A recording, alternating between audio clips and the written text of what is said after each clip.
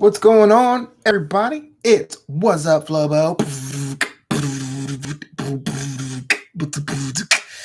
Again, thank you guys for tuning into this program, supporting live entertainment, supporting me, vlogging out there to the nets and all that in between. Crazy couple of days.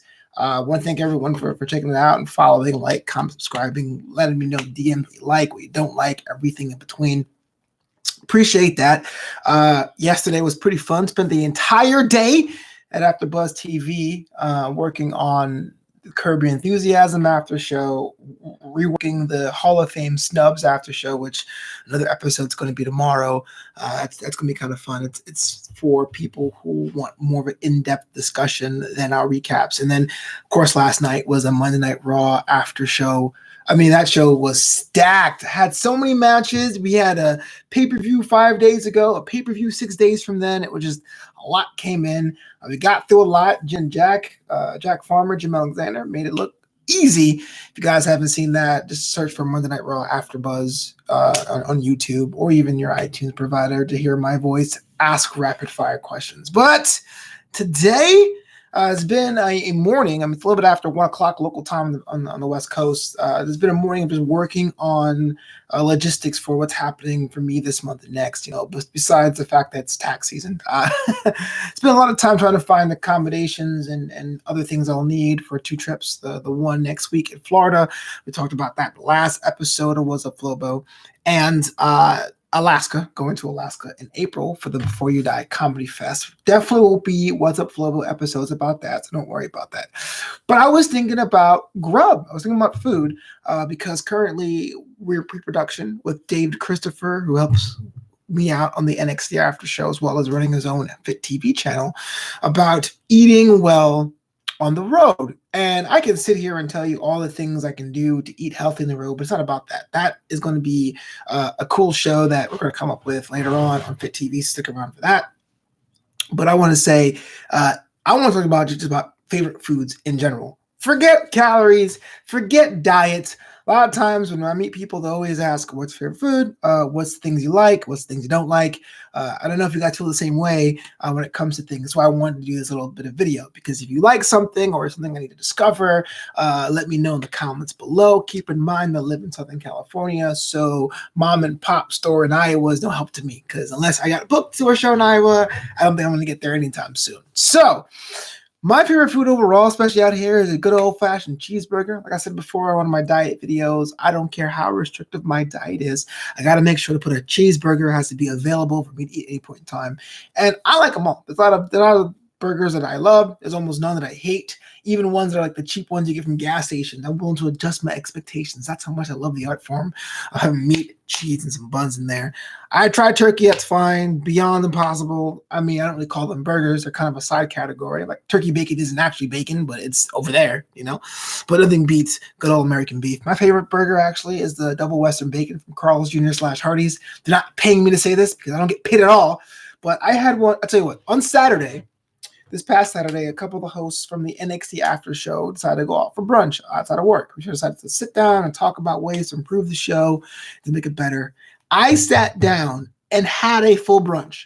A full brunch. Like calorically, I had it with dessert and everything too. Came with cinnamon roll. On the way home, I was flipping on XFL on my radio in the car because I've just been an XFL junkie overnight.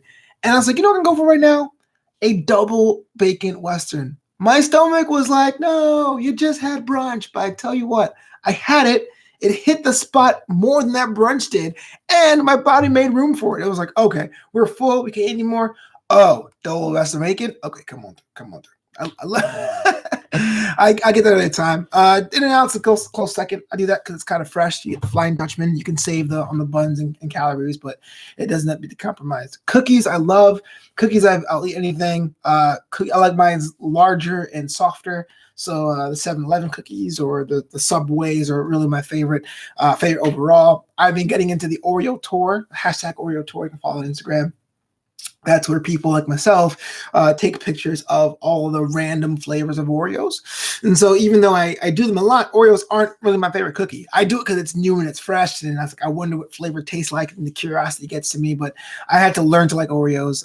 I'm so glad double and triple stuff is a thing because I thought the cookie itself was a bit too chocolatey. But yeah, I'll stop what I'm doing for a brand new flavor of Oreo. That's always fun. Pizza's great, but I'm willing to separate that. I know that pizza tastes way better in New York, so I don't even try to compromise. I've trained my body to do without. Rather than have pizza out here and be like, it's not the same as it is in Brooklyn, I'll just do it out.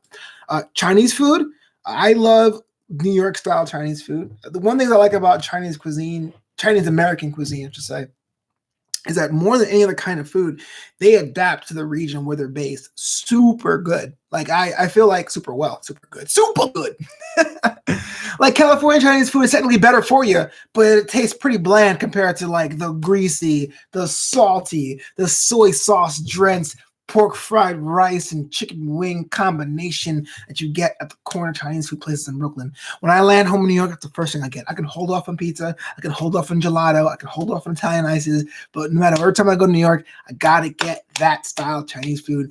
That is my jam. When it comes to beverages, man, I don't know about you, but nothing beats nice cold beer. I am a beer egalitarian, much like my love of cookies and burgers. I can adjust my expectations at will. I can say, hey, this is a Pilsner, this is a lager, this is craft, this is mass produced, this is from Anheuser-Busch, this is from a local brewery. I don't care. I like it all, which makes me sound like a drunk. But I just don't like the whole snobby aspect of it. That friend who's always like, ugh, I can't believe you're drinking that pee. You should try this super Hoff brew craft that's only available around the corner, bro. And it's like, the only people in the world who knows what pee tastes like are survivalists and beer snobs. You know what I'm saying? If it's cold and it's delicious, why the heck not? My Irony beer, the one I drink out of my Irony, is Bud Heavy. I'll drink Budweiser Heavy, almost like where most hipsters do PBR. That's my thing. Dos Equis Amber is my favorite beer overall. I love Steam Whistle Pilsner. It's a Canadian only beer. So when I'm in Toronto, I'll make an effort to have it. I don't like call for Steam Whistle in bars in America and get offended if they don't have it. If I'm in Toronto, then I'll make a trip to go down to the Steam Whistle plant, go on the tour, and grab a case for myself. So basically what I'm saying is, everyone sees me on Instagram. They see me flexing, calling me fit. I love my junk food, man. I just had 2 brunches on Saturday. I'm talking to you about different flavors of beer, which is all carbs. And I would rather drink the hard seltzer stuff than even try a low-carb beer. Low-carb beer is a compromise nobody asked for. You know what I'm saying? I love cookies. I love cake. Sweet tooth, it will be the death of me. Savory's okay, but every time I eat a meal, it's like I want something sweet. In fact, when I was actively trying hard to lose weight, I had lollipops, like almost like medicine, because I had this craving for cheesecake or cake after eating every meal. I was popping a lollipop, which isn't healthy as well, but it made you feel like you're on that methadone, if you will. Yo, let me know what your favorite foods are of all time. Are there cookies? Are there beers I should try? Is there like a burger place? Is there like a thing in Southern California to check out? I don't do Mexican food. I don't like Mexican food. Don't recommend that. I like the meats. I love the vegetables in Mexican food. I'll eat a rare chimichanga. I like flautas. I can manage flautas, but I will never crave Mexican food. But anything else, let me know in the comments. If something I should try. Let me know what kinds of beers I try. Let me know what kind of cookies I can try. I'm getting hungry. Unfortunately, I'm doing a stricter version of my diet. So the only candy I have in my apartment right now are dried cranberries, which has a sugar account as candy, but doesn't taste quite the same. This is What's Up, Flobo. Yeah, man, thank you so much for listening to this episode and other episodes. We're back here soon. Until the next time we're coming back to this show, check out on AfterBuzz TV, Curb Your Enthusiasm After Show, Monday Night Raw, NXT, Star Trek Picard. This guy, this face is all over that. Until next time, y'all, of course, peace out.